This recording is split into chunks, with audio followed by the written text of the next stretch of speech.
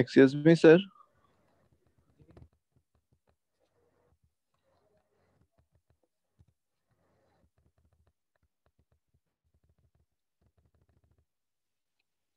ये कुछ पूछना है?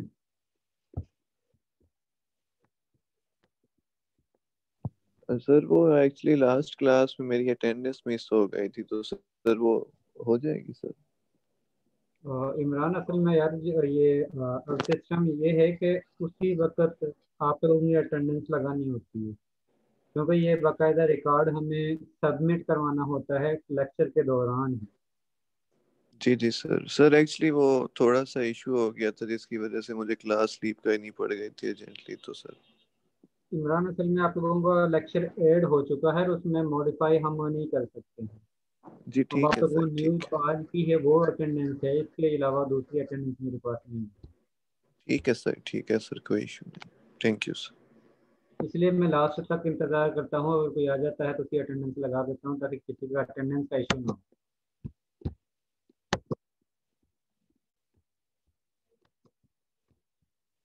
सर जी एक बात पूछनी थी। जी वो क्या? सर जी आपने एलएमएस पर जो सबमिशन की डेट है सर वो 4 जनवरी की हुई है। हाँ, मंडे तक की। मैंने मंडे तक की हुई है।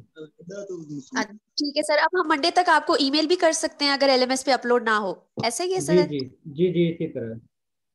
ठीक है सर। अहमद जिया,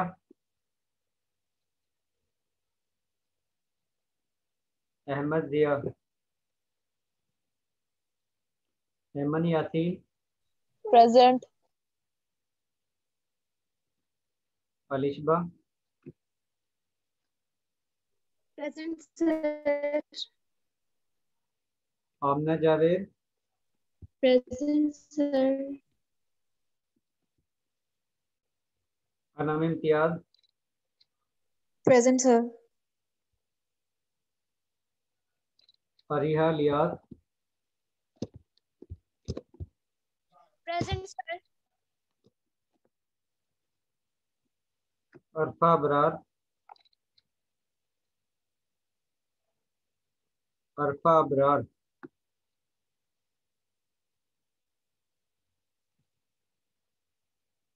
Ayesha Iftikhar, present sir. Ayesha Tahir, present sir. Ajalfa Faisal, present. Faraz Yaqub, present sir. Ghausia Nareen, present sir. Hafiz Mohammad Ibrar, present sir. Hamza Ali Shan,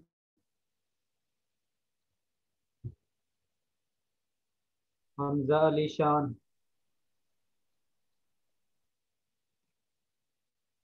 Hamza Javed,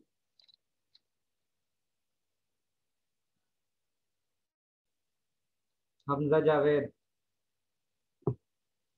Inamullah, sorry Inayatullah, yes sir.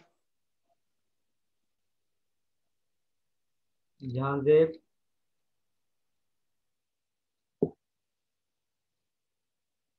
Jahanzeb, Junaid Ahmed Rabbani, yes sir. Kulsoom Ejaz, present sir. Khalid Hussain, yes sir. Kinza Khalid Chaudhry, present sir.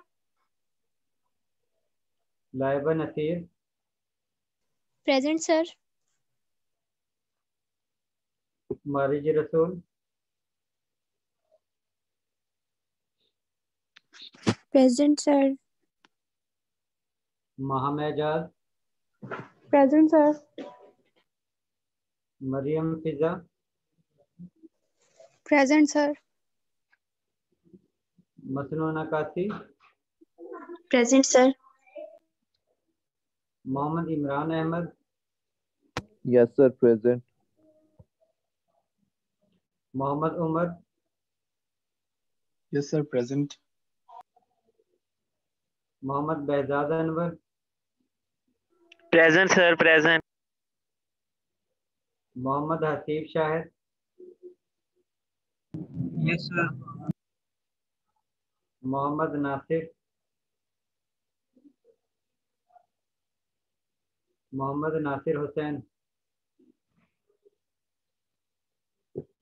Mohammad Qasim, Mohammad Qasim, Mohammad Shahzeb Irshad, Mohammad Shahzeb Irshad, Mohammad Umar 94, present sir. Sir Shahzeb बोल रहा उसकी अटेंडेंस, लेकिन आपको आवाज नहीं आ रही, पता नहीं क्या बात है। शाहजेब, मोहम्मद शाहजेब या जी सर, खाली शजेब शाहजेब? इरशाद।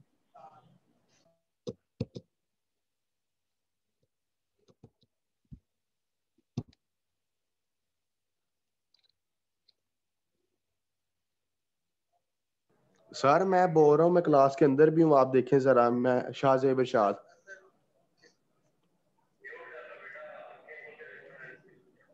सर की नहीं आवाज आ रही लगता। शाहजेब कहाँ पर हो? सर ये देख, सर ये देखिए मेरा नाम शो हो रहा है, मैं मीटिंग में हूँ। मोहम्मद शाहजेब शाहजेब इरशाद। इरशाद।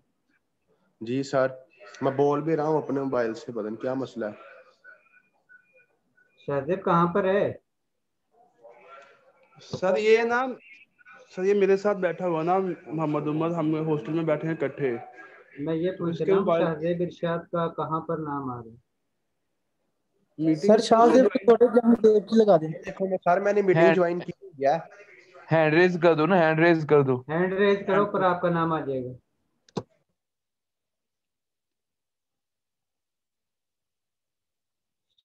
शाहजेब गुजर। यस सर, जहांजेब गुजर की लगा दें सर, मेहरबानी सर। तो नाम इसका मोहम्मद शाहजेब इरशाद में है या शाहजेब सर वो किसी और ने भी हैंड रेज खड़ा कर दिया था, इसलिए आपको वो शाहजेब गुज्जर शो हुआ है। तो मोहम्मद शाहजेब है ये। ठीक है। Yes sir. Mohammad Mohammad Umar 94, present sir. Mohammad Umar Tufail, present sir. Mohammad Zubair Tariq, yes sir. Mohammad Zuhaib Khalid, Mohammad Zuhaib Khalid. ठीक है जुहैब, आपकी अटेंडेंस हो गई है। Muniba Usman, present sir. Musharraf sir Hussain, Mohammad Zubair की अटेंडेंस होगी। जुबैर हो गई अटेंडेंस। मुशर्रफ की भी हो गई है, जुबैर की भी हो गई है। Nida Nadeem, present sir. Rafia Kamal, present. Rimsha Saeed, present. Saad Amjad,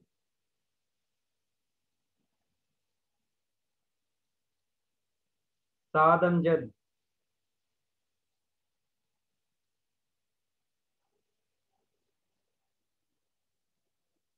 Sadia Qayyum, present. Safa Idrees, Safa Idrees, Shahbaz Ahmed, yes sir. Shahzeb Zaman, yes sir. Sidra Nazir, जी sir present. Umar Hayat, Present, sir. Waqar Anwar, Waqar Anwar, Janara Javed, present sir. Zara Farooq, present sir. Zarmeen Akmal. Yes sir present. और वो स्टूडेंट नाम सुन लें जो इस क्लास में एब्सेंट है, अगर वो प्रेजेंट है तो वो अपनी अटेंडेंस लगवा सकते हैं। अहमद जिया,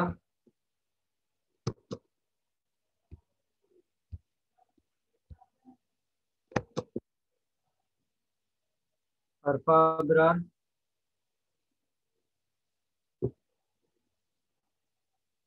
हमजा अली शान,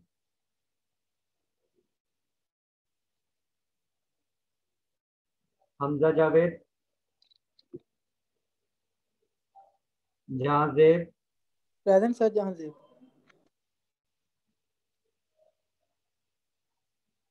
मोहम्मद नासिर हुसैन, प्रेजेंट सर। मोहम्मद कासिम,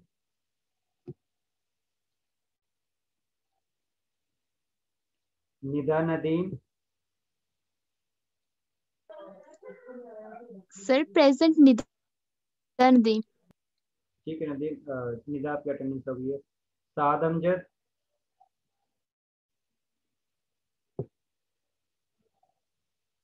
सफा Idrees, Waqar Anwar.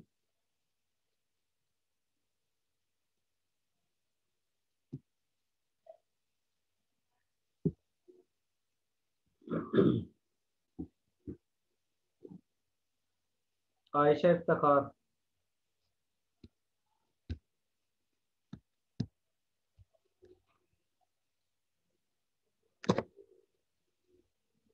Ayesha Iftikhar, yes sir. Ayesha last time हमने क्या पढ़ा था?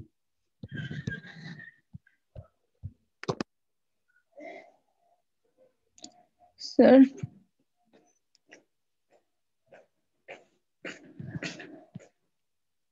Sir effective collision orientation effect पढ़ा था, होमोजेनियस एंड हेटेरोजेनियस कैटालिसिस पढ़ा था, ठीक है।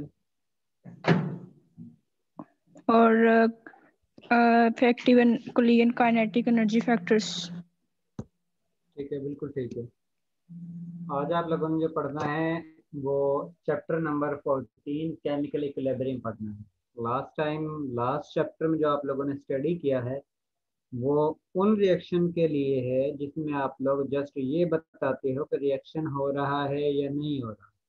रिएक्शन जो है वो स्पीड के साथ होता सर है ये या स्लो सेशन का होता है। लास्ट चैप्टर है या और भी आगे? मुशर्रफ इसके बाद लास्ट है। सर बहुत पढ़ लिया हमने वैसे। मुशर्रफ अभी तो ये जो है चैप्टर छोटा है, उससे नेक्स्ट जो है वो भी इतना ज्यादा लेंथी नहीं है। पहले वाले चैप्टर जो थे वो लेंथी थे। Okay sir. जी।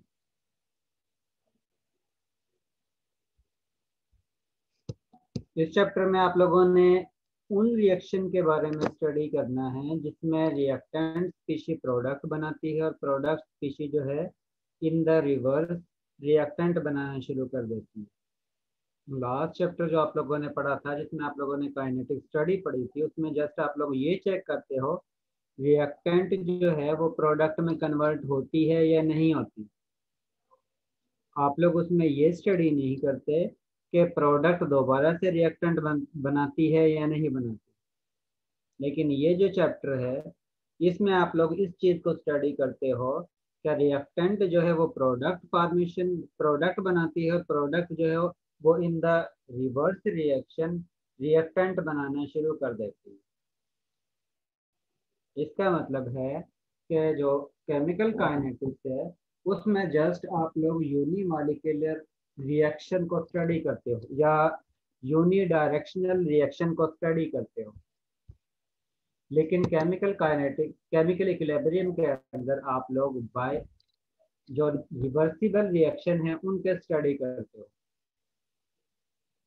इस चैप्टर में आप लोग ये बताते हो कि आप लोगों के पास रेट ऑफ फॉरवर्ड रिएक्शन और रेट ऑफ रिवर्स रिएक्शन के जो वैल्यू है वो इक्वल किस स्टेज पर किस कंडीशन में आप लोगों के पास हासिल होगी। क्योंकि जिस वक्त रेट ऑफ फॉरवर्ड रिएक्शन और rate of reverse reaction equal होते हैं उस कंडीशन में सेम अमाउंट रिएक्टेंट से प्रोडक्ट में कन्वर्ट होती है और उतनी ही अमाउंट प्रोडक्ट से रिएक्टेंट में कन्वर्ट होना शुरू हो जाती है, जिसकी वजह से इक्विलिब्रियम स्टेज पर रिएक्टेंट की कंसंट्रेशन भी चेंज नहीं होती और प्रोडक्ट की कंसंट्रेशन भी चेंज नहीं होती।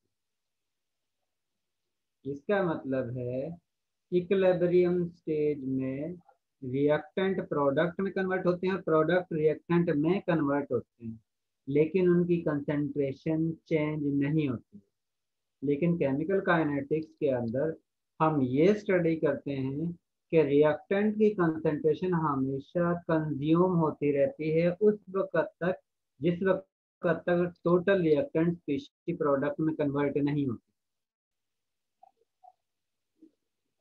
इसका मतलब है अगर आप लोगों के पास केमिकल काइनेटिक या केमिकल इक्विलिब्रियम पोजीशन हासिल हो जाती है तो जिसमें कुछ अमाउंट रिएक्टेंट की बाकी बच जाती है, वो मजीद प्रोडक्ट में कन्वर्ट नहीं होती, तो उस कंडीशन में हम उससे मजीद केमिकल काइनेटिक्स के बारे में नहीं बता सकते। हम ये नहीं बता सकते कि कितनी अमाउंट रिएक्टेंट से प्रोडक्ट में कन्वर्ट हो रही है, और हम उसके बारे में ये भी नहीं बता सकते रिएक्शन जो है वो कितने टाइम के बाद कंप्लीट होता है। केमिकल इक्विलिब्रियम के अंदर रिएक्टेंट प्रोडक्ट में कन्वर्ट होती है, प्रोडक्ट इन द रिवर्स जो है रिएक्टेंट स्पीशीज में कन्वर्ट होना शुरू हो जाती है। और वो कंडीशन जिस वक्त रेट ऑफ फॉरवर्ड रिएक्शन और rate of reverse reaction equal होते हैं, उस कंडीशन में आप लोगों के पास इक्विलिब्रियम स्टेज हासिल होती है और इस स्टेज पर रिएक्टेंट की कंसंट्रेशन भी चेंज नहीं होती और प्रोडक्ट की कंसंट्रेशन भी चेंज नहीं होती। अब ये स्टेज इक्विलिब्रियम की स्टेज रिएक्शन के स्टार्टिंग में भी ऑब्टेन हो सकती है, रिएक्शन के मिड में भी हासिल हो सकती है, और रिएक्शन जिस वक्त कंप्लीट होने वाला होता है उस कंडीशन में भी इक्विलिब्रियम स्टेज हासिल हो सकती है। इक्विलिब्रियम स्टेज किसी भी रिएक्शन के अंदर किसी भी पोजीशन पर इक्विलिब्रियम स्टेज पर कन्वर्ट हो सकती है। ये डिपेंड करता है कि आप लोगों का रिएक्शन कैसा है। इसमें ये लाजमी नहीं होता केमिकल इक्विलिब्रियम में कि जिस वक्त हाफ रिएक्टेंट प्रोडक्ट में कन्वर्ट होती है तभी आप लोगों के पास केमिकल इक्विलिब्रियम स्टेज हासिल होती है। केमिकल इक्विलिब्रियम की स्टेज किसी भी रिएक्शन के अंदर किसी भी पोजीशन पर, इनिशियल स्टेज पर या मिड पोजीशन में, या रिएक्शन जिस वक्त कंप्लीट होने वाला है, जिस वक्त आप लोगों के पास टोटल अमाउंट प्रोडक्ट की बनती है, रिएक्टेंट की बहुत ही कम बनती है, तो उस कंडीशन में भी केमिकल इक्विलिब्रियम पोजीशन हासिल हो सकती है।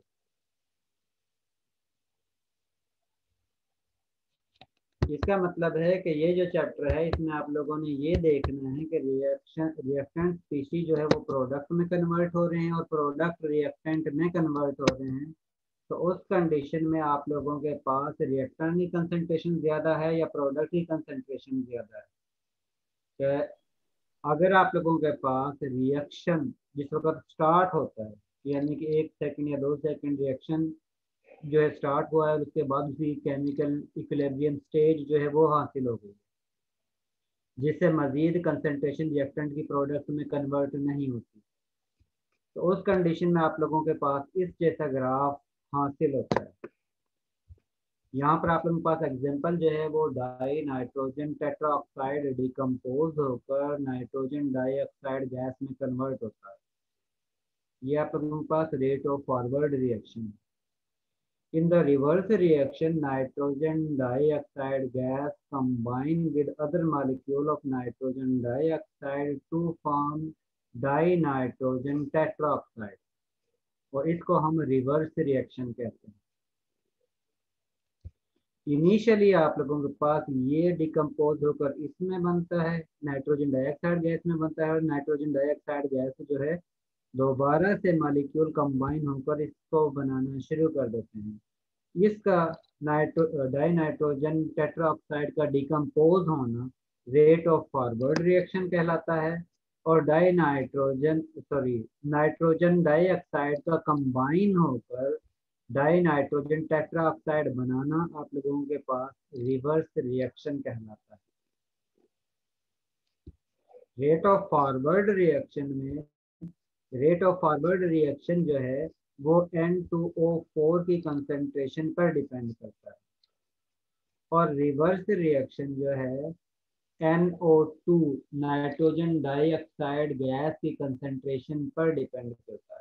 क्योंकि आप लोगों ने रेट लॉ में ये पढ़ा था, रेट ऑफ रिएक्शन जो है वो डायरेक्टली प्रोपोर्शनल होता है रिएक्टेंट की कंसंट्रेशन पर, और जिस वक्त फॉरवर्ड रिएक्शन होगा उस कंडीशन में आप लोगों के पास N2O4 रिएक्टेंट स्पीशी होगी और नाइट्रोजन डाइऑक्साइड गैस जो है वो प्रोडक्ट स्पीशी होगी। लेकिन जिस वक्त आप लोगों के पास रिवर्स रिएक्शन होगा तो उस कंडीशन में नाइट्रोजन डाइऑक्साइड गैस जो है वो रिएक्टेंट स्पीशी होगी और प्रोडक्ट आप लोगों के पास dinitrogen tetraoxide gas होगी। आप लोग इस इक्वेशन से ये भी कह सकते हो कि जिस वक्त आप लोगों के पास 1 मोल डाई नाइट्रोजन टेट्रा ऑक्साइड का डिकम्पोज होता है तो उसके रिजल्ट में आप लोगों के पास 2 मोल नाइट्रोजन डाइऑक्साइड गैस के बनते हैं। अगर आप लोग इसके 2 मोल यूज करते हैं तो उस कंडीशन में नाइट्रोजन डाइऑक्साइड के 4 मोल बनते हैं। इसके अगर 3 यूज करते हो डाई नाइट्रोजन टेट्रा ऑक्साइड के तो इस कंडीशन में आप लोगों के पास नाइट्रोजन ऑक्साइड के 6 मोल बनते हैं। इसका मतलब है कि डाई नाइट्रोजन टेट्रा ऑक्साइड के निस्बत प्रोडक्ट यानी कि नाइट्रोजन डाइऑक्साइड की कंसंट्रेशन डबल होगी। इनिशियली जिस वक्त रिएक्शन स्टार्ट होता है तो उस कंडीशन में N2O4 की कंसंट्रेशन डिक्रीज होगी क्योंकि इसका रिएक्शन होगा, क्योंकि इसने डिकम्पोज होना है, और NO2 की कंसंट्रेशन जो है वो इंक्रीज होगी। ये ग्राफ के जरिए इंडिकेशन होती है। इसके बाद जिस वक्त इक्विलिब्रियम की स्टेज हासिल होती है उसके बाद मजीद ना ही रिएक्टेंट स्पीशी की कंसंट्रेशन चेंज होती है ना ही प्रोडक्ट की कंसंट्रेशन चेंज होती है। और उस एक्सक्यूज मी सर, जी सर जो इसमें रिएक्शन ऊपर लिखा हुआ है रेट ऑफ फॉरवर्ड रिएक्शन वो डाई नाइट्रोजन ऑक्साइड पे डिपेंड कर रहा है क्या? जी, डाई नाइट्रोजन टेट्रा ऑक्साइड पर डिपेंड कर रहा है और रिवर्स रिएक्शन जो है ओके सर, नाइट्रोजन डाइऑक्साइड पर डिपेंड कर रहा है। Okay sir. और उस वक्त आप लोगों को जिस वक्त रेट ऑफ फॉरवर्ड रिएक्शन और रेट ऑफ रिवर्स रिएक्शन दोनों इक्वल हो जाते हैं तो उसके बाद मजीद ना ही रिएक्टेंट की कंसंट्रेशन चेंज होती है ना ही प्रोडक्ट की कंसंट्रेशन चेंज होती है, और उस स्टेज को उस कंडीशन को हम कहते हैं इक्विलिब्रियम स्टेज। और उस कंडीशन में अगर आप लोगों के पास इक्विलिब्रियम स्टेज जो है इन द स्टार्टिंग पॉइंट ही हासिल हो जाती है तो उस कंडीशन में आप लोगों के पास इस तरह का ग्राफ हासिल होता है। और अगर आप लोगों के पास ऑलमोस्ट हाफ रिएक्टेंट प्रोडक्ट में कन्वर्ट होती है तो उस कंडीशन में आप लोगों के पास अगर इक्विलिब्रियम स्टेज हासिल हो तो उस कंडीशन में आप लोगों के पास इस जैसा ग्राफ हासिल होता है। और इस कंडीशन में आप लोगों के पास इक्विलिब्रियम स्टेज जिस वक्त हासिल होगी उस कंडीशन में आप लोगों के पास मजीद ना ही NO2 की कंसंट्रेशन चेंज होगी ना ही आप लोगों के पास dinitrogen tetraoxide gas की कंसंट्रेशन चेंज होगी। या ये भी कह सकते हो अगर स्टार्टिंग में अगर आप किसी रिएक्शन के अंदर केमिकल इक्विलिब्रियम स्टेज हासिल हो जाती है तो उस कंडीशन में उसकी स्लाइटली अमाउंट जो है रिएक्टेंट की प्रोडक्ट में कन्वर्ट होती है, बाकी टोटल अमाउंट उसकी रिएक्टेंट के तौर पर बाकी बच जाती है। और अगर आप लोगों के पास ऐसे कंडीशन में इक्विलिब्रियम स्टेज हासिल होती है जिसमें almost half reactant species product में कन्वर्ट होती है तो उस कंडीशन में आप लोगों के पास इस जैसा ग्राफ बनता है। और अगर आप लोगों के पास इक्विलिब्रियम स्टेज उस वक्त हासिल होती है जिस वक्त आप लोगों के रिएक्टेंट की ऑलमोस्ट यानी कि 95% अमाउंट प्रोडक्ट में कन्वर्ट हो जाती है, बाकी 5% बचती है, तो उस कंडीशन में आप लोगों के पास केमिकल इक्विलिब्रियम का जो ग्राफ हासिल होता है वो इस जैसा हासिल होता है। ये उस कंडीशन में है जिस वक्त मोस्टली कंसंट्रेशन रिएक्टेंट की प्रोडक्ट में कन्वर्ट हो जाती है।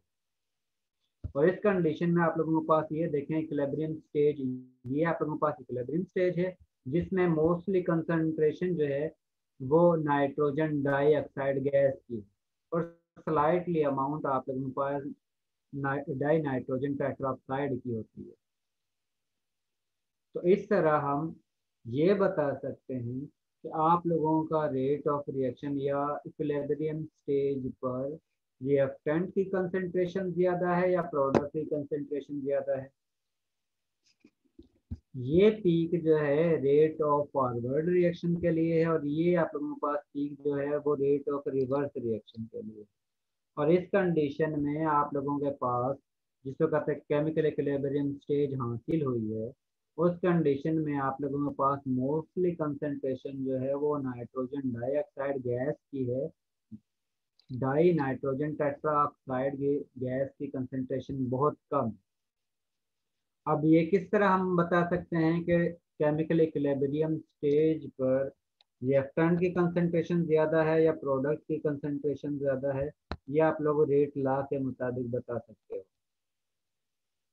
जिसके मुताबिक जिस वक्त आप लोग केमिकल इक्विलिब्रियम कांस्टेंट कैलकुलेट करते हो वो बेसिकली रेशो होती है molar concentration of product divided by molar concentration of reactant species. क्या आप लोगों के पास प्रोडक्ट स्पीशीज जो है उसी कंसंट्रेशन को अगर आप लोग रिएक्टेंट स्पीशीज की कंसंट्रेशन से डिवाइड करते हैं तो उसके रिजल्ट में जो वैल्यू आप लोगों के पास हासिल होगी वो इंडिकेट करेगी कि आप लोगों के पास केमिकल इक्विलिब्रियम पोजीशन पर रिएक्टेंट की कंसंट्रेशन ज़्यादा है या प्रोडक्ट की कंसंट्रेशन ज़्यादा है। क्योंकि अगर आप लोग स्मॉल वैल्यू को लार्ज वैल्यू से डिवाइड करते हो तो आप लोगों के पास आंसर जो है वो नेगेटिव में आता है। अगर आप लोग लार्ज वैल्यू को स्मॉल वैल्यू से डिवाइड करते हो तो उस कंडीशन में आप लोगों के पास आंसर जो है वो प्लस में आता है। और अगर आप लोग सेम वैल्यू को सेम वैल्यू से डिवाइड करते हो तो उस कंडीशन में आप लोगों के पास Kc की वैल्यू 1 हासिल होती है। अगर ये लार्ज Kc की वैल्यू अगर आप लोगों के पास लार्ज पॉजिटिव में है तो इसका मतलब है केमिकल इक्विलिब्रियम स्टेज पर प्रोडक्ट की कंसंट्रेशन ज़्यादा है और रिएक्टेंट की कंसंट्रेशन कम है। अगर आप लोगों के पास Kc की वैल्यू बहुत स्मॉल है तो इसका मतलब है कि आपके पास प्रोडक्ट की कंसंट्रेशन बहुत कम है और रिएक्टेंट की कंसंट्रेशन बहुत ज़्यादा है। और अगर आप लोगों के पास Kc की वैल्यू इक्वल आती है 1 के तो उसका मतलब है प्रोडक्ट की कंसंट्रेशन और रिएक्टेंट की कंसंट्रेशन इक्विलिब्रियम स्टेज पर सेम है, क्या 50% रिएक्टेंट की कंसंट्रेशन है और 50% ही प्रोडक्ट की कंसंट्रेशन, जिसकी वजह से ये दोनों एक दूसरे को कैंसिल आउट कर देती हैं तो Kc की वैल्यू आप लोगों के पास 1 हासिल होती है।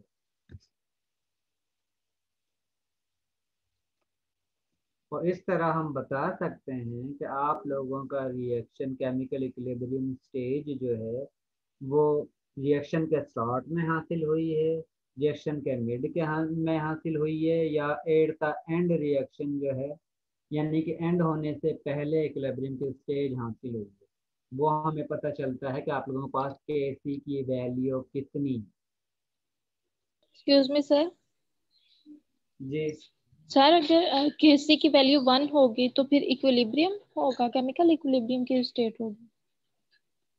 केमिकल इक्विलिब्रियम की ये तीनों कंडीशन है जो मैंने अभी बताई हैं, लेकिन सिर्फ केमिकल इक्विलिब्रियम की में जो रिएक्टेंट और प्रोडक्ट की कंसंट्रेशन है वो डिफरेंट हो सकती है। केमिकल इक्विलिब्रियम की स्टेज रिएक्शन के शुरू में भी हो सकती है जिस वक्त सिर्फ स्लाइटली अमाउंट रिएक्टेंट की प्रोडक्ट में कन्वर्ट होती है। केमिकल इक्विलिब्रियम की पोजीशन उस वक्त भी हासिल हो सकती है जिस वक्त हाफ रिएक्टेंट प्रोडक्ट में कन्वर्ट हो जाती है। केमिकल इक्विलिब्रियम की स्टेज उस वक्त भी हासिल हो सकती है जिस वक्त रिएक्शन में रिएक्टेंट की ऑलमोस्ट 90 से 95% तक रिएक्टेंट प्रोडक्ट में कन्वर्ट हो चुका है और उसके बाद केमिकल इक्विलिब्रियम की स्टेज हासिल हो गई है। इस तरह भी हो सकता है। ये एक्सक्यूज मी लाजमी सर। नहीं। जी सर अभी हमने पढ़ा है कि केमिकल रिएक्शन एक ऐसा रिएक्शन है जिसमें number of reactants and products equal हो जाते हैं, इक्विलिब्रियम स्टेज। तो हम ये ऐसे कैसे कह सकते हैं, मैंने मतलब स्टार्ट और मैंने एंड ये में? कहा स्टार्ट है, में तो अभी मैंने बहुत। मेरी बात सुन ले मुनीबा। मैंने ये कहा है जी कि सर। रिएक्टेंट के नंबर ऑफ मोल जो रिएक्टेंट से प्रोडक्ट में कन्वर्ट हो रहे हैं और उतने ही नंबर ऑफ मोल प्रोडक्ट से रिएक्टेंट में कन्वर्ट होते हैं। मैंने ये नहीं कहा कि जितनी अमाउंट या जो भी चीज़ है रिएक्टेंट से प्रोडक्ट में कन्वर्ट होती है या प्रोडक्ट से रिएक्टेंट में हाफ कन्वर्ट होती है उसको इक्विलिब्रियम का नाम नहीं दिया है। मैंने ये कहा है कि जितनी अमाउंट रिएक्टेंट की प्रोडक्ट में कन्वर्ट हो रही है उतनी ही अमाउंट प्रोडक्ट से रिवर्स में रिएक्टेंट की बनना शुरू हो जाती है। उस स्टेज को हम केमिकल इक्विलिब्रियम स्टेज कहते हैं।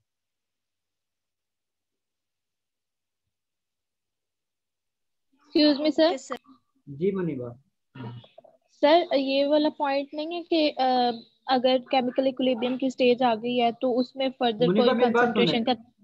मुनीबा मेरी बात सुने, मैं आपको ये आसान समझा देता हूँ। मुनीबा और राफिया, समझो राफिया के पास 100 रुपए हैं और मुनीबा के पास 0 रुपए हैं। अब राफिया जो है उसको 25 रुपीज मुनीबा को देती है। उसके बाद ये इस तरह करते हैं कि मुनीबा जो है 10 रुपए राफिया को देती है और राफिया 10 रुपए जो है वो मुनीबा को देती है। तो दोनों के पैसे चेंज होंगे, तो दोनों की जो टोटल अमाउंट है उसमें चेंजिंग आएगी कि पहले नहीं आएगी ना। तो केमिकल इक्विलिब्रियम स्टेज भी सेम केस है। अब इसमें ये तो नहीं हुआ कि राफिया ने हाफ अमाउंट जो है मुनीबा को दी है, उसने तो कुछ अमाउंट दी है उसकी। अब ये भी हो सकता है कि राफिया अपने 100 में से 90 रुपीज जो है वो मुनीबा को दे दे और उसके बाद ये 5 रुपीज का एक्सचेंज करें। तो उस कंडीशन में भी पैसों की जो अमाउंट है उसमें चेंज नहीं आएगा। और ये उस कंडीशन में है जिस वक्त ज्यादा अमाउंट रिएक्टेंट की प्रोडक्ट में कन्वर्ट हो जाती है और उसके बाद मजीद जो है जितनी अमाउंट रिएक्टेंट की प्रोडक्ट में कन्वर्ट होती है उतनी ही अमाउंट प्रोडक्ट के रिएक्टेंट में कन्वर्ट होना शुरू हो जाती है, जिसकी वजह से आप लोगों के पास इक्विलिब्रियम स्टेज हासिल हो जाती है, जिससे मजीद कंसंट्रेशन चेंज नहीं होती है, ना ही रिएक्टेंट की ना ही प्रोडक्ट की। और तीसरी कंडीशन ये भी हो सकती है कि हाफ अमाउंट जो है वो रिएक्टेंट की प्रोडक्ट में कन्वर्ट हो जाए, प्रोडक्ट की रिएक्टेंट में कन्वर्ट हो जाए, उस वक्त केमिकल इक्विलिब्रियम की स्टेज हासिल हो जाए। केमिकल इक्विलिब्रियम की स्टेज किसी भी पोजीशन पर हासिल हो सकती है, ये डिपेंड करता है कि आप लोगों का रिएक्शन कैसा है। ठीक है ओके सर, आगे समझ आ गई है ना। अब इसके लिए सर हम ये बाकी नहीं सारी कहते बातें तो ठीक, लेकिन आपने तो मुझे कंगाल ही कर दिया। मुनीबा, आपको पहले 0 रुपए थे, आपको 90 रुपए दिलवा दिए थोड़े हैं। सर बहुत है, बहुत है। शाहजेब को भी थोड़ा दे दे सर। शाहजेब को भी थोड़ा दे दे, कोई बात नहीं, शाहजेब को दे देते हैं। सबको हैप्पी न्यू ईयर का गिफ्ट होगा। चलो अभी सभी को दे देते हैं फिर, ठीक है। अब आप लोग जिस वक्त रिएक्शन करवाते हो आप लोगों के पास ये अमाउंट हासिल हो गई, जिस वक्त आप लोग प्रोडक्ट रेशियो रिएक्टेंट की कंसंट्रेशन कैलकुलेट कर देते हो तो वो अमाउंट जो है आप लोगों को बताती है कि केमिकल इक्विलिब्रियम की वैल्यू स्टार्टिंग में हासिल हुई है या एट द एंड हासिल हुई है या मिड में हासिल हुई है। वो आप लोगों को केसी की वैल्यू से पता चलता है कि अगर आप लोगों के पास इसकी अमाउंट बहुत कम है, यानी कि प्रोडक्ट की कंसंट्रेशन बहुत कम है और रिएक्टेंट की अमाउंट बहुत ज़्यादा है, तो उस कंडीशन में आप लोगों के पास वैल्यू नेगेटिव में हासिल होती है। और नेगेटिव का मतलब है कि आप लोगों के पास नीचे वाली अमाउंट ज़्यादा है जो कि रिएक्टेंट कंसंट्रेशन है और ऊपर वाली अमाउंट जो कि प्रोडक्ट कंसंट्रेशन है वो कम है। और इसी तरह अगर आप लोगों के पास केसी की वैल्यू ज़्यादा हासिल होती है तो वो उसी वक्त हो सकती है जिस वक्त ये ऊपर वाली वैल्यू जो कि प्रोडक्ट की कंसंट्रेशन है वो ज़्यादा हो और इस रिएक्टेंट की वैल्यू कम हो, तो उस कंडीशन में आप लोगों के पास ये वैल्यू जो है वो प्लस में हासिल होगी, और उससे ये इंडिकेशन होगी जो आप लोगों के पास केमिकल इक्विलिब्रियम की स्टेट उस वक्त हासिल हुई है जिस वक्त आप लोगों के पास प्रोडक्ट की कंसंट्रेशन ज़्यादा है। और इस तरह हम Kc की वैल्यू से ये बता सकते हैं कि केमिकल इक्विलिब्रियम स्टेज पर रिएक्टेंट की कंसंट्रेशन ज़्यादा है या प्रोडक्ट की कंसंट्रेशन ज़्यादा है। Kc की इक्विलिब्रियम स्टेज रिएक्शन के स्टार्ट में हासिल हुई है, मिड में हासिल हुई है या एंड पर हासिल हुई है। इसके साथ हम ये भी कैलकुलेट कर सकते हैं, अगर आप लोगों के पास रिएक्टेंट की कंसंट्रेशन इक्विलिब्रियम स्टेज पर हासिल हो और Kc की वैल्यू हासिल हो, तो उस कंडीशन में आप लोग प्रोडक्ट की कंसंट्रेशन फाइंड आउट कर सकते हो।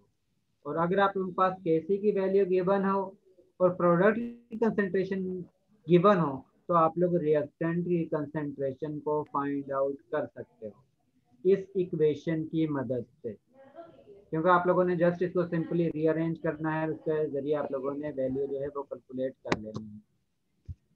सर जी, अगर Kc की वैल्यू 0 हो तो फिर क्या होगा?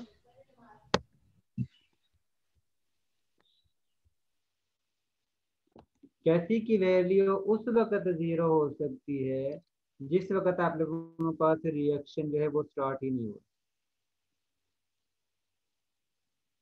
Okay sir. सर मतलब कि इसमें फिर इक्विलिब्रियम का देख सकते हैं कि नहीं अगर 0 पे हो? तो रिएक्शन ही नहीं होगा तो केमिकल इक्विलिब्रियम किस तरह होगा, यानी कि प्रोडक्ट की कंसंट्रेशन ही नहीं बनेगी तो वो रिवर्स में रिएक्टेंट किस तरह बनाएगी। जिस वक्त वो रिएक्टेंट ही नहीं बनाएगी तो केमिकल इक्विलिब्रियम को तो हम बता ही नहीं सकते। Okay sir. ठीक है जी सर। इसके बाद ये कुछ एक्सपेरिमेंटल रिजल्ट हैं जो 25 डिग्री सेल्सियस पर डाई नाइट्रोजन टेट्राऑक्साइड को डिकम्पोज करके नाइट्रोजन डाइऑक्साइड गैस कन्वर्ट की है और उसके जरिए से रिजल्ट हासिल किए हैं। जिस तरह आप लोग रेट ऑफ रिएक्शन कैलकुलेट करते हो तो उस कंडीशन में आप लोग डिफरेंट टाइम इंटरवल के बाद कंसंट्रेशन फाइंड आउट करते हो, जिसके जरिए आप लोगों के पास रेट ऑफ रिएक्शन हासिल होता है। इसी तरह आप लोग Kc की वैल्यू भी इसी तरह डिफरेंट टाइम इंटरवल के बाद कंसंट्रेशन को फाइंड आउट करके Kc की वैल्यू कैलकुलेट करते हो। अगर आप लोगों के पास प्रोडक्ट की कंसंट्रेशन डिवाइडेड बाय रिएक्टेंट की कंसंट्रेशन चेंज नहीं होती तो इसका मतलब है कि केमिकल इक्विलिब्रियम स्टेज हासिल हो चुकी है। और अगर आप लोगों के पास डिफरेंट इंटरवल के बाद Kc की वैल्यू डिफरेंट हासिल होती है तो इसका मतलब है कि रिएक्शन अभी प्रोसीडिंग में है, कि रिएक्टेंट प्रोडक्ट में कन्वर्ट हो रहा है या प्रोडक्ट रिएक्टेंट में कन्वर्ट हो रही है। Kc की वैल्यू जिस वक्त कांस्टेंट आना शुरू हो जाती है इसका मतलब है कि रिएक्शन जो है मजीद ना ही, यानी कि रेट ऑफ रिवर्स रिएक्शन और रेट ऑफ फॉरवर्ड रिएक्शन जो है वो ऑलमोस्ट इक्वल कंडीशन में हो चुके हैं, जिसकी वजह से रिएक्टेंट और प्रोडक्ट की मजीद कंसंट्रेशन चेंज नहीं हो रही। इसके बाद हम कैलकुलेट करते हैं Kc का यूनिट, यानी कि इक्विलिब्रियम कांस्टेंट का यूनिट। केमिकल इक्विलिब्रियम कांस्टेंट का यूनिट डिपेंड करता है कि आप लोगों के पास बैलेंस्ड केमिकल इक्वेशन के अंदर रिएक्टेंट और प्रोडक्ट का नंबर ऑफ मोल्स सेम है या डिफरेंट है। अगर नंबर ऑफ मोल्स रिएक्टेंट और प्रोडक्ट का सेम आते हैं तो उस कंडीशन में Kc का कोई यूनिट नहीं होता। और अगर आप लोगों के पास रिएक्टेंट और प्रोडक्ट के नंबर ऑफ मोल्स सेम नहीं है तो उस कंडीशन में आप लोगों के पास Kc का यूनिट हासिल होता है, क्योंकि आप लोग मोलर कंसंट्रेशन जो है उसके लिए आप लोग मोल पर डीएम क्यूब यूनिट यूज करते हो। क्या जिस तरह यहाँ नाइट्रोजन गैस है इसी कंसंट्रेशन के लिए आप लोग मोल पर डीएम क्यूब यूज करोगे, इसी तरह हाइड्रोजन गैस के लिए मोल पर डीएम क्यूब यूनिट यूज करोगे, इसी तरह अमोनिया गैस के लिए आप लोग मोल पर डीएम क्यूब यूनिट यूज करते हो। तो ये आप लोगों के पास एक रिएक्शन है जिसमें आप लोगों के पास रिएक्टेंट और प्रोडक्ट का नंबर ऑफ मोल्स इक्वल नहीं है। इसमें आप लोगों के पास नाइट्रोजन का 1 मोल हाइड्रोजन के 3 मोल से रिएक्शन करता है, तो आप लोगों के पास 2 मोल अमोनिया गैस हासिल होती है। और जिस वक्त आप लोग KC कैलकुलेट करते हो तो वो इक्वल होती है molar concentration of product divided by molar concentration of reactant, और उसी कंसेंट्रेशन के नंबर ऑफ मोल्स को हम पावर में लिखते हैं कि अमोनिया गैस के नंबर ऑफ मोल्स 2 है तो उसकी पावर 2 हो जाएगी, हाइड्रोजन गैस के नंबर ऑफ मोल्स 3 है तो उसकी पावर 3 हो जाएगी, और नाइट्रोजन के नंबर ऑफ मोल्स 1 है तो उसकी पावर 1 होगी। 1 को हम लिखते नहीं है तो वो अंडरस्टूड होती है कि इसकी पावर 1 है। अब अगर हम इसकी जगह पर अमोनिया गैस की कंसंट्रेशन की जगह पर यूनिट लिखते हैं मोल पर डीएम क्यूब, तो इसका स्क्वायर है, मोल पर डीएम क्यूब का स्क्वायर हो गया। अब नाइट्रोजन का मोल पर डीएम क्यूब एक ही यूनिट आएगा, उसकी पावर 1 होगी। अब हाइड्रोजन की पावर 3 है, इसका मतलब है इसका यूनिट की भी पावर 3 होगी। तो उस कंडीशन में इसकी जो वैल्यू बनती है, यहाँ पर डी मोल पर डीएम क्यूब इसका स्क्वायर, यहाँ पर मोल पर डीएम क्यूब इनटू मोल पर डीएम क्यूब और इसके पावर क्यूब, दोनों को अगर बेस सेम हो तो उस कंडीशन में पावर जो है वो प्लस हो जाती है। तो उस कंडीशन में आप लोगों के पास ये मोल पर डीएम क्यूब स्क्वायर होगा और नीचे आएगा मोल पर डीएम क्यूब और इसकी पावर 4।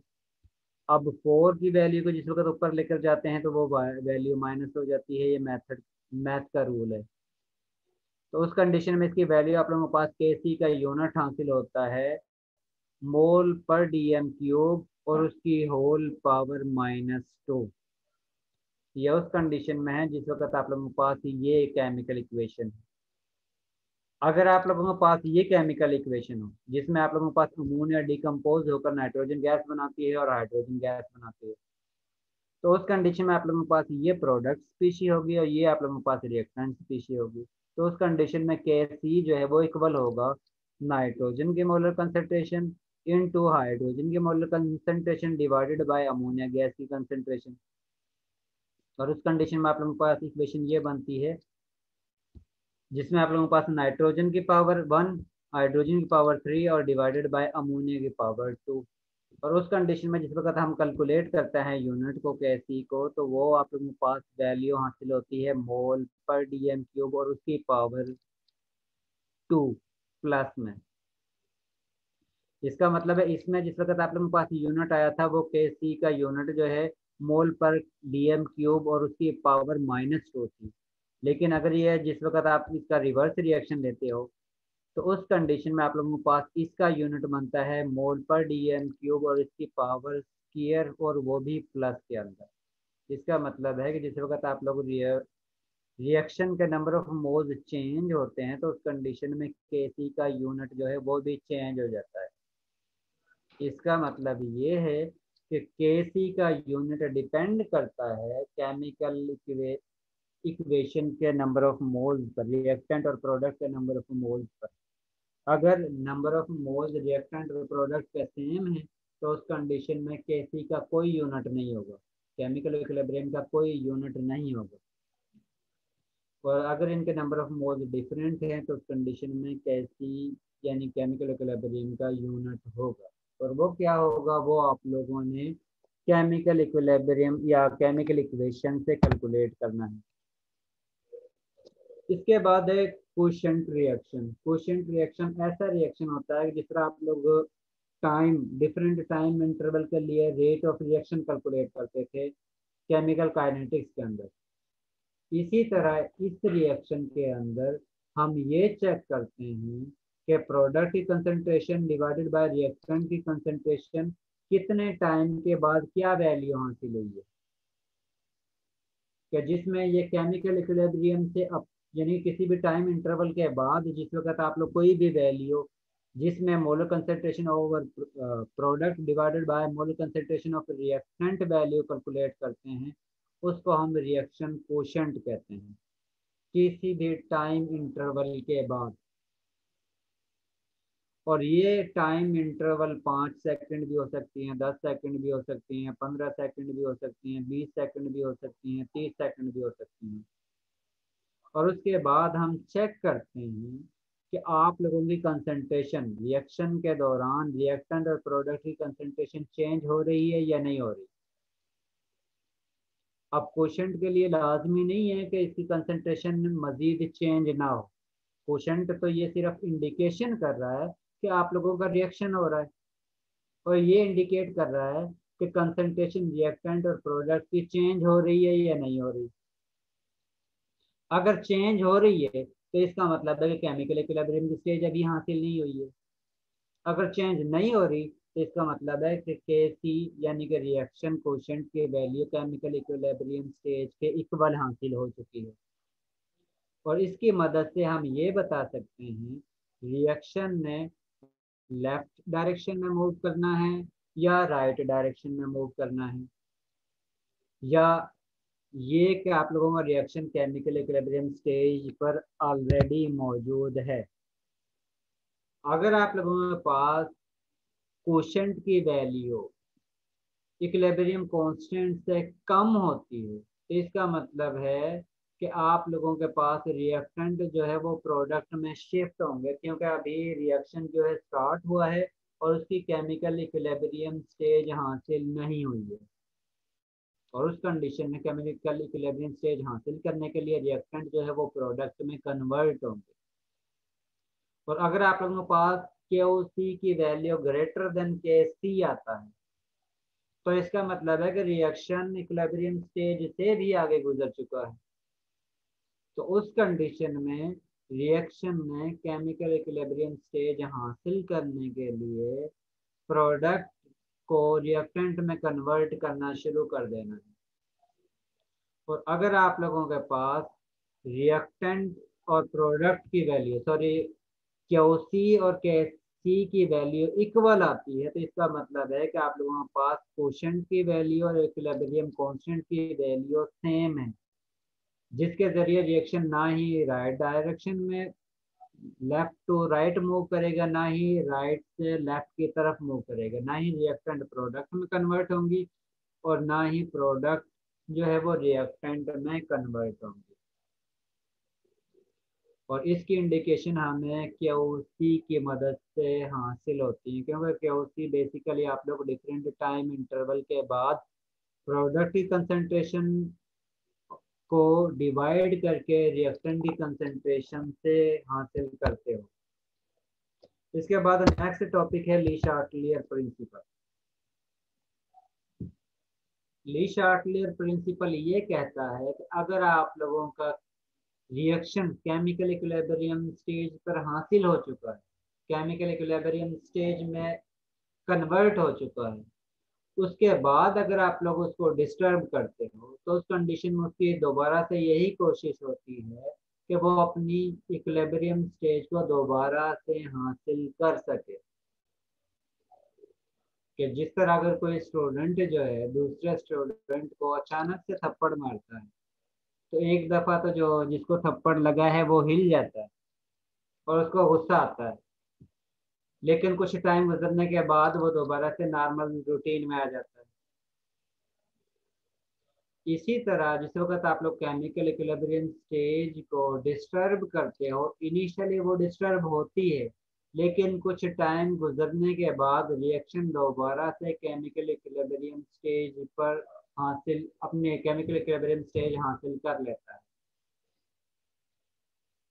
तो इस प्रिंसिपल को जिसके जरिए केमिकल इक्विलिब्रियम स्टेज को अगर आप लोग डिस्टर्ब करते हो तो सिस्टम दोबारा से केमिकल इक्विलिब्रियम स्टेज हासिल करता है, इस प्रिंसिपल को हम ली शार्टलियर प्रिंसिपल कहते हैं।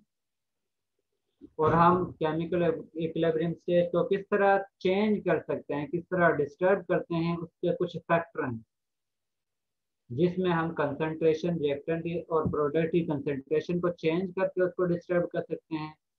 हम प्रेशर को इंक्रीज या डिक्रीज करके इक्विलिब्रियम स्टेज को डिस्टर्ब कर सकते हैं। वॉल्यूम को चेंज करके इक्विलिब्रियम स्टेज को डिस्टर्ब कर सकते हैं। टेम्परेचर को चेंज करके इक्विलिब्रियम स्टेज को डिस्टर्ब कर सकते हैं। अब किस तरह करते हैं, इसमें आप लोगों के पास एक रिएक्शन है जिसमें आप लोग नाइट्रोजन गैस का रिएक्शन हाइड्रोजन गैस के साथ करवाते हो, जिसके जरिए आप लोगों के पास 2 मोल अमोनिया गैस सिंथेसाइज होती है। अगर आप लोग रिएक्शन के अंदर से कि ये आप लोगों के पास इक्विलिब्रियम स्टेज हासिल हो गई है, हासिल होने के बाद आप इसमें से नाइट्रोजन गैस को रिमूव कर देते हो, तो इसका मतलब है कि रिएक्टेंट साइड पर रिएक्टेंट की कंसंट्रेशन डिक्रीज हो गई है।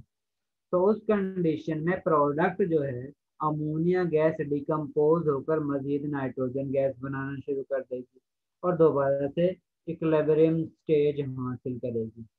तो उस कंडीशन में जिस वक्त आप लोग रिएक्शन इस केमिकल इक्विलिब्रियम स्टेज से नाइट्रोजन गैस को रिमूव करते हो, तो उस कंडीशन में ये रिएक्शन जो है वो रिवर्स डायरेक्शन में होता है, यानी कि राइट से लेफ्ट डायरेक्शन में मूव करता है। अगर आप लोग इस रिएक्शन के अंदर नाइट्रोजन गैस ऐड करते हो, तो इसका मतलब है कि रिएक्टेंट साइड पर नाइट्रोजन गैस की अमाउंट ज़्यादा हो गई है। अगर अमाउंट ज़्यादा हो गई है तो इसका मतलब है कि उसने प्रोडक्ट वाली साइड पर शिफ्ट होना शुरू कर देना, तो वो हाइड्रोजन गैस के साथ रिएक्शन करेगी और अमोनिया गैस बनाना शुरू कर देगी। तो उस कंडीशन में ये रिएक्शन जो है वो लेफ्ट टू राइट मूव करेगा, यानी रिएक्टेंट से प्रोडक्ट की तरफ मूव करना शुरू कर देगा। अब बेसिकली आप लोग कंसंट्रेशन को ही चेंज कर रहे हो, इसमें से रिएक्शन में से अमोनिया गैस को रिमूव करते हो तो इसका मतलब है कंसंट्रेशन कम कर रहे हो रिएक्टेंट स्पीशीज की। अगर आप लोग नाइट्रोजन गैस ऐड करते हो तो इसका मतलब है कि रिएक्टेंट स्पीशीज की कंसंट्रेशन ज़्यादा कर रहे हो, जिसकी वजह से इक्विलिब्रियम स्टेज डिस्टर्ब हो रही है। डिस्टर्ब होने के बाद वो दोबारा से इक्विलिब्रियम स्टेज में कन्वर्ट होना शुरू हो जाती है और उसकी वजह से रिएक्शन या तो राइट साइड पर मूव करता है या लेफ्ट साइड पर मूव करता है। इसी तरह अगर आप लोग रिएक्शन के अंदर से हाइड्रोजन गैस रिमूव करते हो तो इसका मतलब है कि रिएक्टेंट की कंसंट्रेशन डिक्रीज होगी और उसी वजह से ये रिएक्शन जो है वो रिवर्स डायरेक्शन में मूव करना शुरू कर देता है। तो अगर आप लोग हाइड्रोजन गैस ऐड करते हो तो उस कंडीशन में ये रिएक्शन जो है वो फॉरवर्ड डायरेक्शन में मूव करना शुरू कर देता है, क्योंकि इसने कंसंट्रेशन या रेट ऑफ फॉरवर्ड और रेट ऑफ रिवर्स रिएक्शन को बैलेंस करना होता है, जिसके जरिए ना ही रिएक्टेंट की कंसंट्रेशन चेंज होती है ना ही प्रोडक्ट की कंसंट्रेशन चेंज होती है। और जिस वक्त हम एडिशन में कुछ रिएक्टेंट स्पीशीज या प्रोडक्ट स्पीशीज ऐड करते हैं या रिमूव करते हैं तो उस कंडीशन में कंसंट्रेशन एक साइड पर कम होगी या एक साइड पर ज़्यादा होगी, जिसकी वजह से इक्विलिब्रियम स्टेज डिस्टर्ब होती है और उसी वजह से केमिकल इक्विलिब्रियम डिस्टर्ब होकर दोबारा से एक न्यू इक्विलिब्रियम स्टेज हासिल करेगी और उस वजह से रिएक्शन जो है या तो राइट साइड पर मूव करेगा या लेफ्ट साइड पर मूव करेगा। और इस तरह हम कैलकुलेट कर सकते हैं कि आप लोगों को कंसंट्रेशन का क्या इफेक्ट होता है।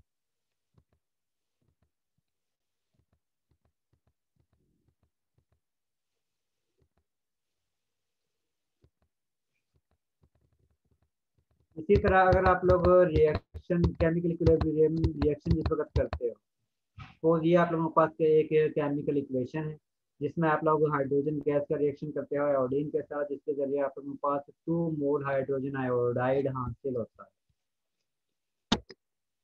फरीहा अरीहा सॉरी अरीहा अरीहा मेरी आवाज आ रही है? अरीहा ये बताएं कि इस कंडीशन में Kc का यूनिट क्या होगा, केमिकल इक्विलिब्रियम का यूनिट क्या होगा?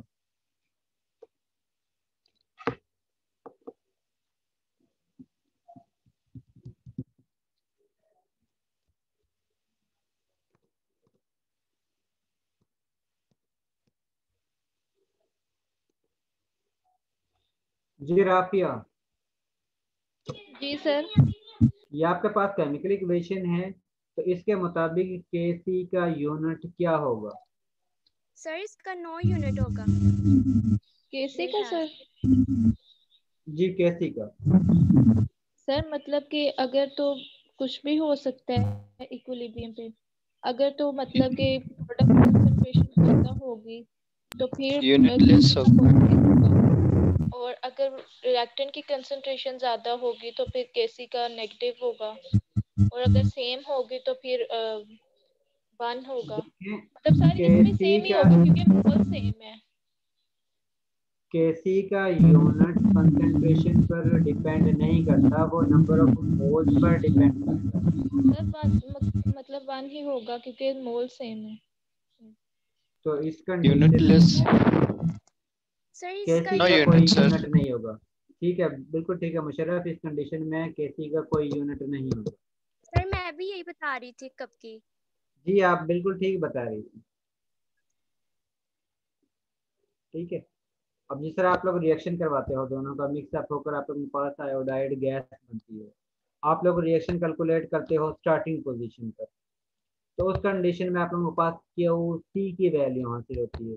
इसके बाद आप लोग रिएक्शन की कंसंट्रेशन या रेशो QC की वैल्यू कैलकुलेट करते हो आफ्टर 16 मिनट। उस कंडीशन में आप लोगों को QC की वैल्यू हासिल होती है। उसके बाद आप लोग चेक करते हो कि पहले वाली QC की वैल्यू और बाद वाली QC की वैल्यू सेम आई हैं या डिफरेंट आई हैं।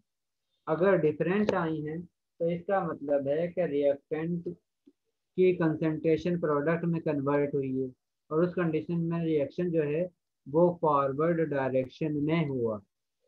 उसके बाद फिर दोबारा से आप लोग 32 मिनट के बाद रेट ऑफ या QC की वैल्यू कैलकुलेट करते हो, और उसके बाद फिर चेक करते हो कि ये QC की वैल्यू पहले 16 मिनट में जो आप लोगों के पास हासिल हुई थी उस वैल्यू के इक्वल आई हैं या डिफरेंट आई हैं।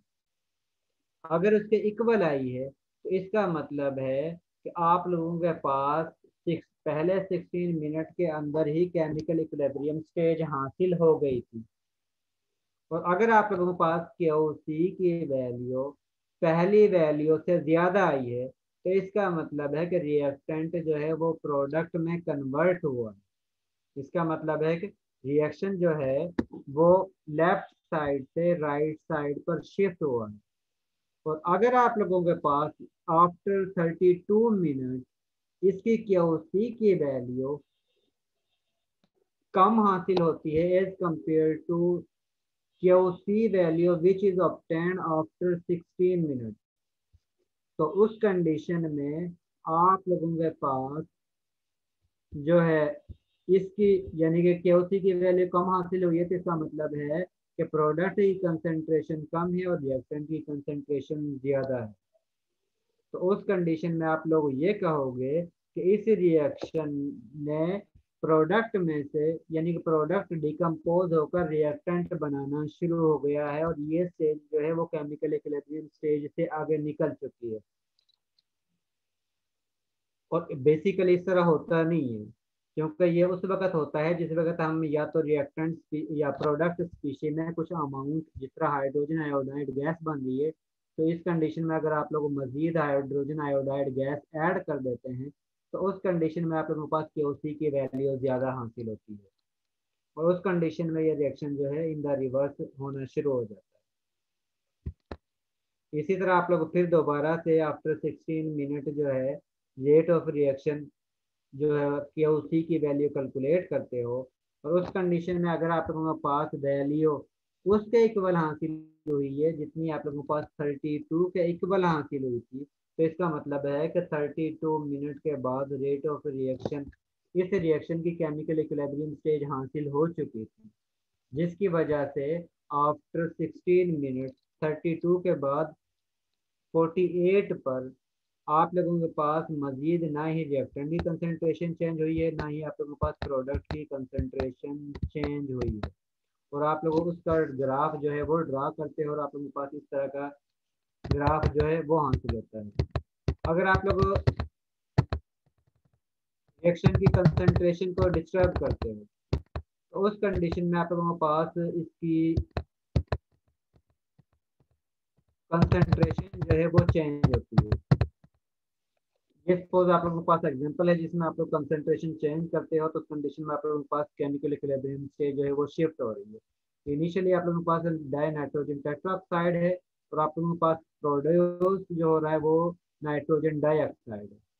अगर आप लोग इस रिएक्शन के अंदर मजीद नाइट्रोजन डाइऑक्साइड गैस ऐड करते हो, या आप लोग इसके अंदर इसका मतलब है कि प्रोडक्ट की कंसंट्रेशन ज़्यादा हो गई है, क्योंकि आप लोगों ने नाइट्रोजन डाइऑक्साइड गैस जो है वो मज़ीद ऐड की, और उस वजह से इसकी केमिकल इक्विलिब्रियम स्टेट जो है वो डिस्टर्ब हुई है, और डिस्टर्ब होने की वजह से ये आपस में कंबाइन होना शुरू हो जाते हैं, और जिस वक्त ये दोबारा से कंबाइन होंगे तो उसके रिजल्ट में आप लोगों के पास डाई नाइट्रोजन टेट्राऑक्साइड जो है वो बनना शुरू हो जाता है।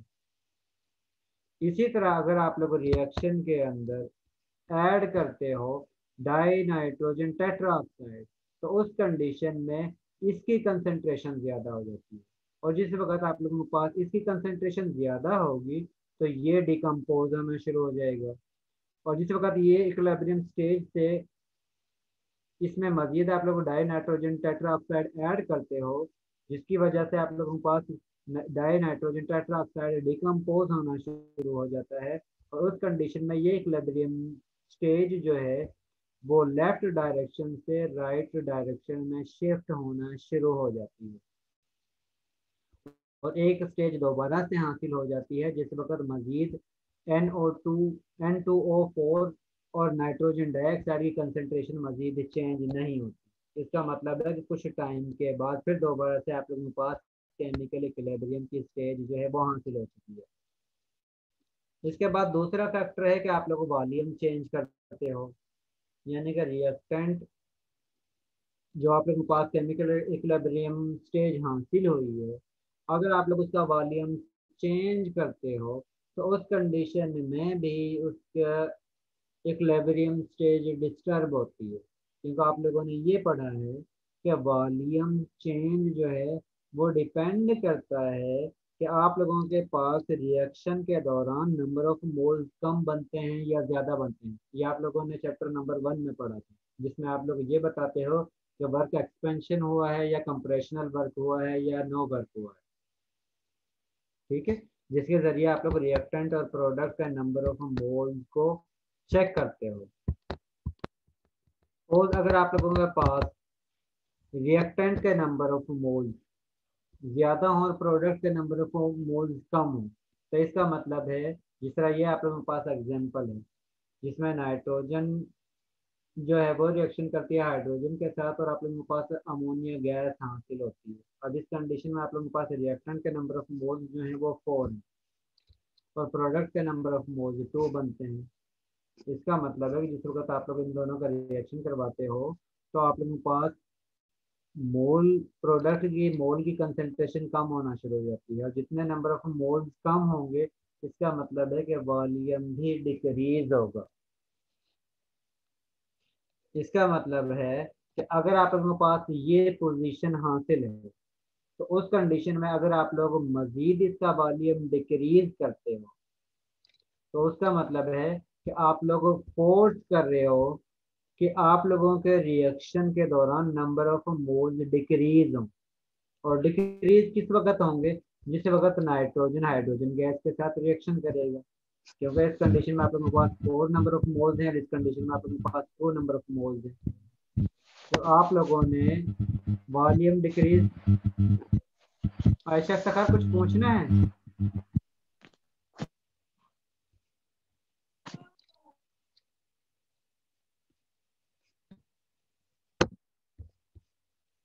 इसका मतलब है कि जिस वक्त आप लोग वॉल्यूम को डिक्रीज करते हो तो उस कंडीशन में ये इक्विलिब्रियम स्टेज जो है वो राइट डायरेक्शन में मूव करना शुरू कर देती है, क्योंकि वॉल्यूम डिक्रीज करने का मतलब है कि नंबर ऑफ मोल्स डिक्रीज करना, और अगर आप लोग वॉल्यूम इंक्रीज करते हो तो उस कंडीशन में ये रिएक्शन उस डायरेक्शन में शिफ्ट होना शुरू कर देता है जिस डायरेक्शन में नंबर ऑफ मोल्स ज़्यादा बनते हैं, यानी कि अमोनिया गैस जो है वो डिकम्पोज होकर नाइट्रोजन गैस और हाइड्रोजन गैस जो है वो जनरेट करना शुरू कर देती है, और उस कंडीशन में इक्विलिब्रियम स्टेज जो है वो राइट से लेफ्ट डायरेक्शन में शिफ्ट होना शुरू कर देती है। इसका मतलब है कि वॉल्यूम चेंज करने से भी केमिकल इक्विलिब्रियम स्टेज डिस्टर्ब होती है, और उसकी वजह से रिएक्शन जो है या तो फॉरवर्ड डायरेक्शन में होगा या रिवर्स डायरेक्शन में होगा। जिस तरह इस केस में है कि अगर आप लोग वॉल्यूम को डिक्रीज करते हो तो उस कंडीशन में रिएक्शन जो है वो फॉरवर्ड डायरेक्शन में होगा क्योंकि नंबर ऑफ मोल्स डिक्रीज होने चाहिए, उस कंडीशन में वॉल्यूम डिक्रीज होगा। और अगर आप लोग वॉल्यूम इंक्रीज करते हो तो उस कंडीशन में नंबर ऑफ मोल्स इंक्रीजिंग वाली साइड पर केमिकल इक्विलिब्रियम स्टेज शिफ्ट होगी।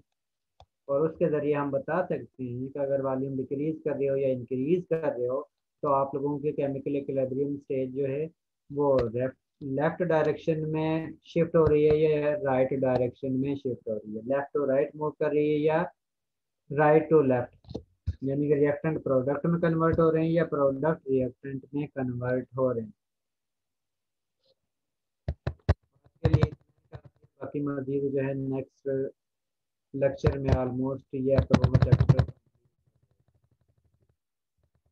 इसमें से अगर आप किसी ने कुछ पूछना है वो आप लोग पूछ सकते हो।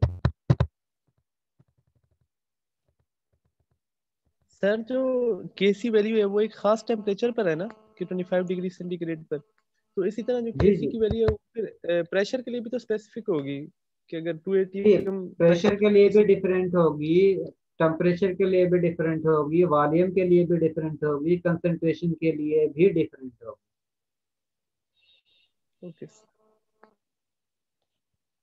क्योंकि ये सारे ही फैक्टर जो हैं वो केमिकल इक्विलिब्रियम स्टेज को शिफ्ट करवाते हैं, ये केमिकल इक्विलिब्रियम स्टेज को डिस्टर्ब करते हैं, जिसकी वजह से chemical equilibrium stage right side पर या लेफ्ट साइड पर शिफ्ट हो सकती है, जिसकी वजह से आप लोगों के पास रिजल्ट भी डिफरेंट हासिल हो सकते हैं। जिसके अलावा किसी को कोई और क्वेश्चन हो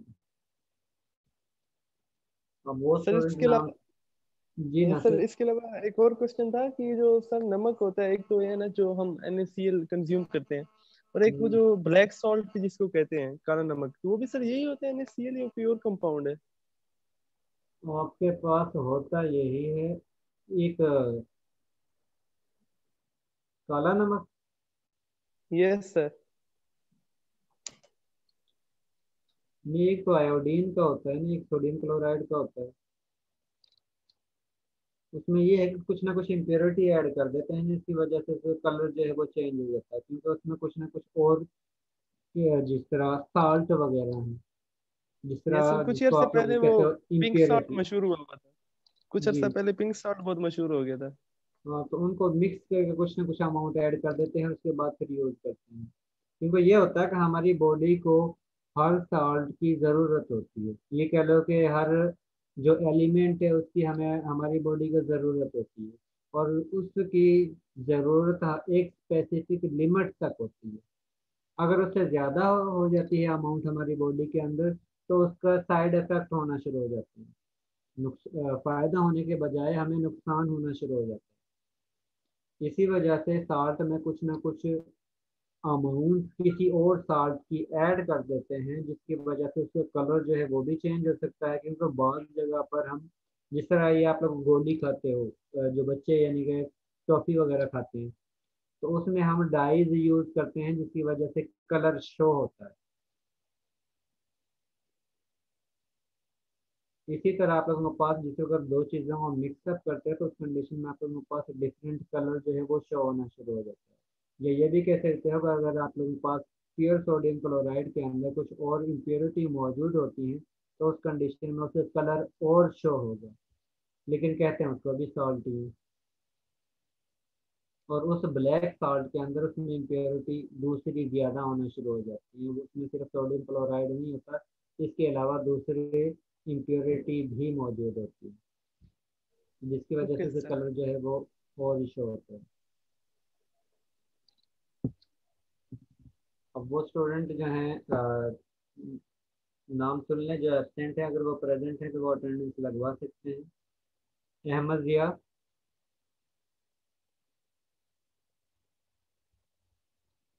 अरफा अबरार,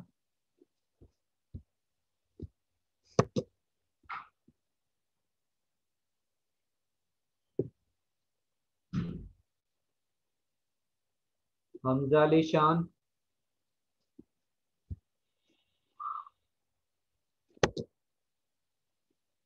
हमजा जावेद, मोहम्मद कासिम,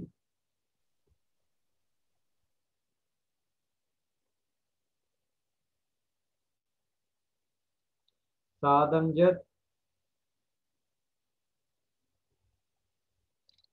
सफा इदरीस,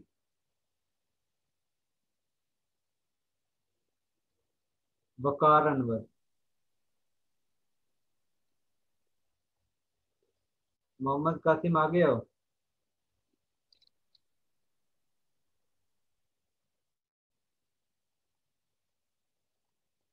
ठीक है मोहम्मद कासिम, आपकी अटेंडेंस हो गई है। अगर किसी ने कुछ पूछना है तो पूछ सकते हो, अदरवाइज आप लोग लीव कर सकते हैं। एक्सक्यूज मी सर, जी राफिया। वो पिछले चैप्टर का पूछना था केमिकल काइनेटिक्स का। जब हम एवरेज रेट फाइंड करते हैं तो सर उसमें हम जो मतलब नंबर ऑफ मोल्स होते हैं रिएक्टेंट या प्रोडक्ट्स के, वो हम नहीं ना कंसीडर करते, वैसे ही हम कैलकुलेट करते हैं ना। आप लोगों के पास जितने भी रिजल्ट आए हैं उसको सम करते हो और उसके नंबर से डिवाइड कर देते हो, तो आप लोगों के पास एवरेज रिजल्ट हासिल हो जाता है। सर इसमें मैंने मतलब कि जो बुक में एग्जांपल्स देखे हैं उसमें जो एवरेज है उसमें उन्होंने नहीं लिखे हुए मोल्स जो है वो उसको नहीं कंसीडर किया, वैसे ही मतलब जो डेल टी और जो आया है उसमें चेंज बस उनको ही डिवाइड किया उन्होंने। जी हम लेकिन उसको ही जनरल रेट में सिर्फ उन्होंने मोल्स को कंसीडर किया। सॉरी सर जो एवरेज रेट है ना, मैंने वो एग्जांपल्स देखी थी तो वहां पर ना उन्होंने, मुझे यही कंफ्यूजन हो रही थी कि मोल्स उन्होंने नहीं कंसीडर किए थे, सिर्फ जो जनरल रेट फाइंड कर रहे थे ना उनमें उन्होंने कंसीडर किए थे मोल्स। लेकिन जब एवरेज रेट कैलकुलेट करना था या थ्री मतलब काफी इंटरवल टाइम इंटरवल के बाद, तो उसमें वो मोल्स को नहीं कंसीडर कर रहे, बस सिंपल वो चेंज इन मतलब कंसंट्रेशन नोट कर रहे हैं और चेंज इन टाइम से डिवाइड कर रहे हैं बस। जी एवरेज में इसी तरह होता है, उसमें हम मोल्स को कंसीडर नहीं करते, जस्ट चेंज इन कंसंट्रेशन को ही फाइंड आउट करते हैं, उसके जरिए ही हम एवरेज वैल्यू कैलकुलेट कर देते हैं, क्योंकि इंस्टेंटेनियस के लिए मस्ट है नंबर ऑफ मोल्स और एवरेज के लिए मस्ट नहीं होता है। Okay sir, thank you. Okay sir, Allah हाफिज। नेक्स्ट अल्लाह ईयर हाफिज। सर इंशाल्लाह मुलाकात होगी। हैप्पी न्यू ईयर सर जरूर एडवांस नासिर, में। Same to you Nasir. Thank you sir.